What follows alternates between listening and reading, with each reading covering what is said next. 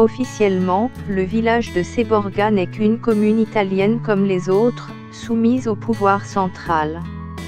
Sur place, les habitants vous font découvrir une toute autre version. Seborga est une commune indépendante, libre et souveraine, avec son prince et sa princesse.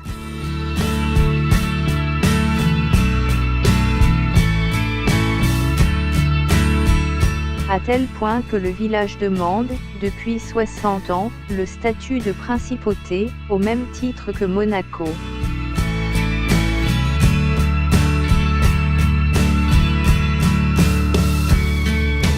Il faut dire que la principauté de Seborga est allée jusqu'à placer des gardes frontières en uniforme, sur la route du village.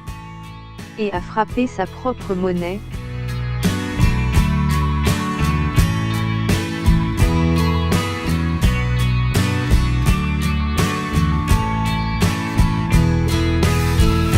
Le village de Seborga, situé à 500 mètres d'altitude, bénéficie d'un panorama exceptionnel sur tout le littoral azuréen.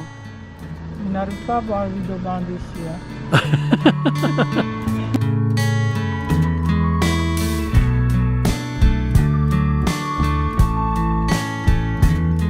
En se promenant dans les ruelles du village, on remarque des traces de son passé si particulier. Notamment illustrées par des peintures de chevaliers templiers, sur les murs des maisons. Qui furent, au XIIe siècle, princes de Seborga.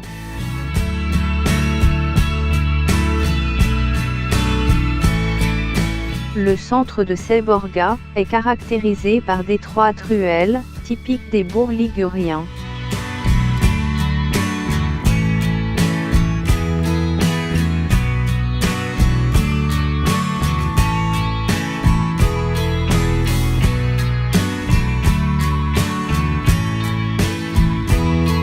L'église de Saint-Martin se trouve dans le centre du bourg, elle a été bâtie, en 1615.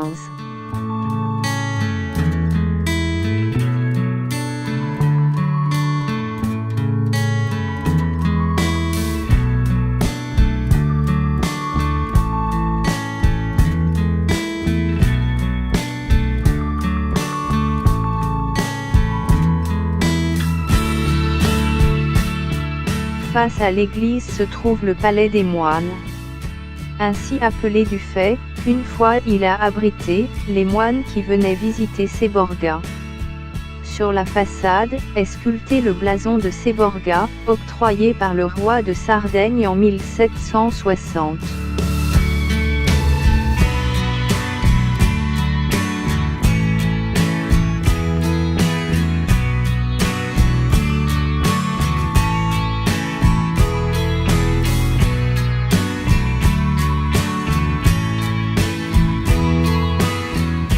À l'entrée du bourg, on a bâti une église en pierre, dédiée à Saint Bernard de Chiaraval.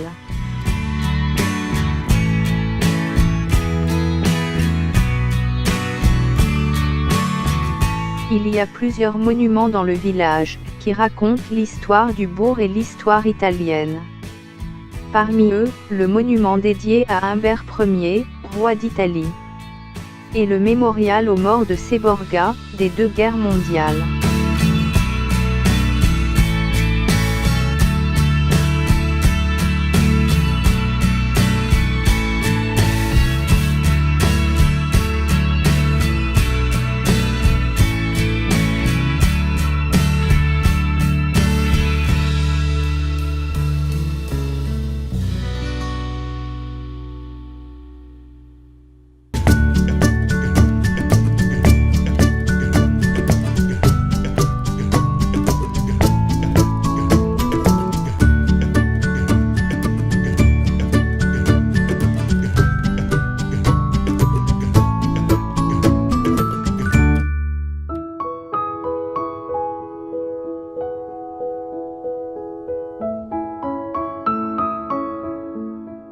Dolce Acqua, qui signifie littéralement eau douce, est le nom de ce beau village du Moyen Âge, dans l'arrière-pays ligure.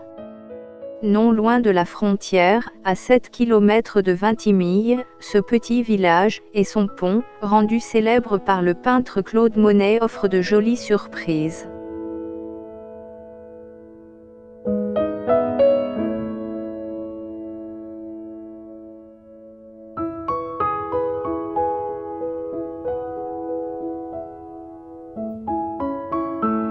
Une fois traversé le pont qui émerveilla Claude Monet, on pénètre dans les ruelles. En un instant, le village se referme sur vous. Et le charme commence à opérer. Le visiteur est accueilli par une fontaine sur la placette. À droite les Scarsas. Une enfilade de ruelles voûtées qui longe la rivière.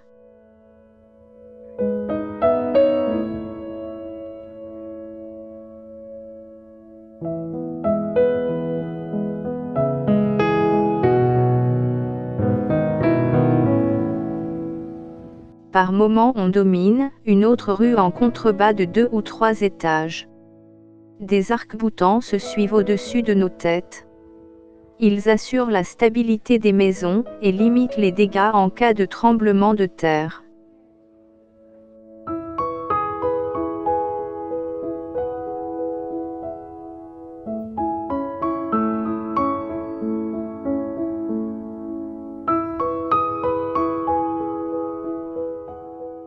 L'église la plus ancienne est celle de San Giorgio, récemment restaurée. La façade présente des formes romanes. À l'intérieur, la charpente en carène renversée, XIVe siècle, présente des décorations. Et dans la crypte, restaurée au XVIe siècle, on trouve les tombes de la famille Doria. Dolciacqua est le plus important village de la vallée de la Nervia, il fut l'ancien fief de la puissante famille génoise des Doria. Les 2 tours carrées de leur ancien château en ruine, dominent les maisons établies des 2 côtés de la rivière.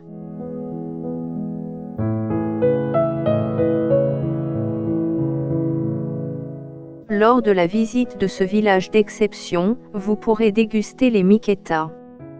Une petite brioche créée au Moyen Âge, par les femmes du village en souvenir du sacrifice de la belle Lucrezia.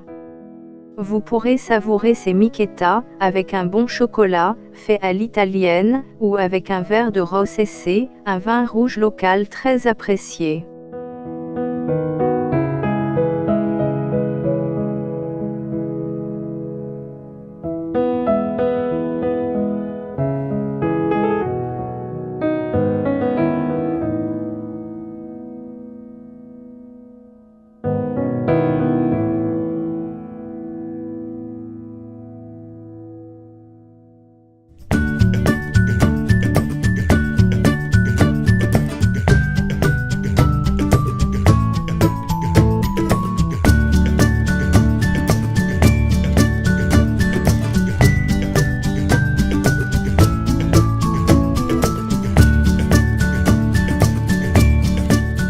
Pour la nuit et le petit déjeuner, c'est chez Nadia et Daniel au Mimosé qu'il faut aller.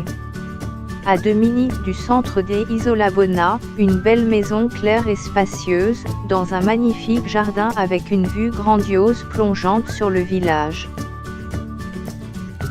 Pour 50 €, vous disposez d'une grande chambre confortable, avec salle de bain.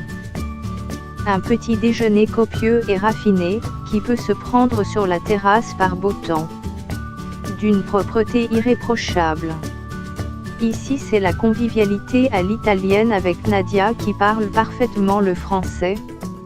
Un bed et breakfast remarquable.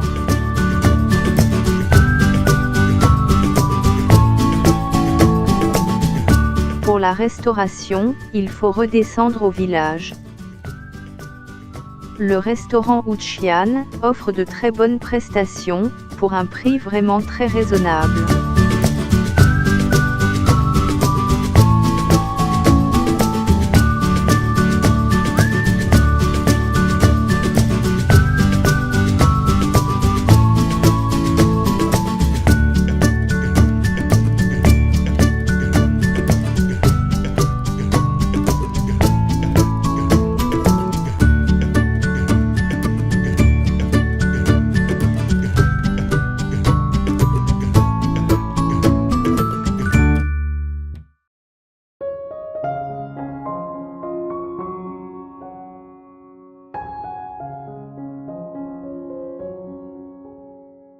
Apricale est un petit bourg médiéval, classé parmi les plus beaux villages d'Italie.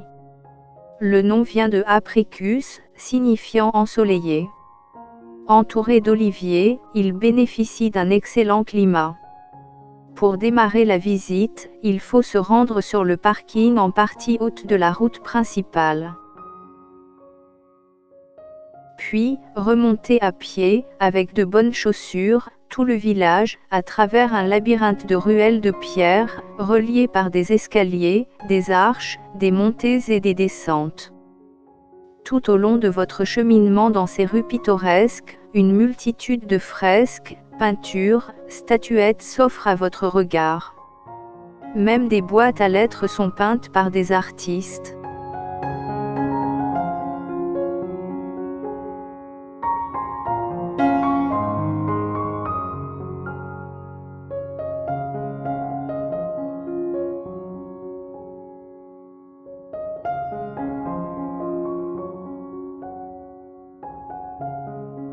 Au bout de ce dédale de petites rues, on arrive sur la place Vittorio Emanuele II.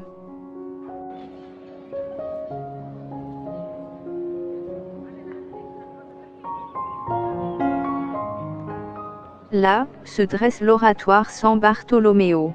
À côté, la mairie d'Apricale.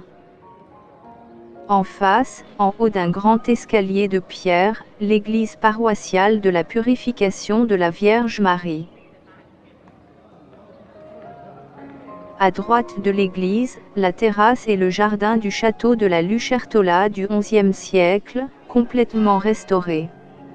L'une des tours est devenue le clocher de l'église paroissiale. Regardez bien le clocher, vous apercevrez un vélo, ce vélo est une installation d'art contemporain. La force de la non-gravité, de Sergio Blanc.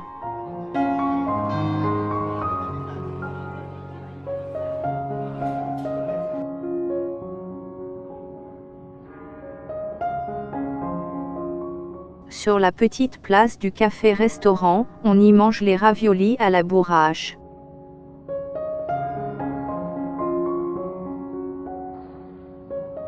Dans le bas du village, on trouve l'église de Sainte-Marie des Anges, avec des fresques de la Renaissance et du baroque. Et sur la petite place, ne manquez pas la grotte consacrée à la Madone de Lourdes. On y vient pour prier, ou tout simplement pour allumer une bougie. Apricale a été la première municipalité ligurienne à être inclus dans les plus beaux villages d'Italie.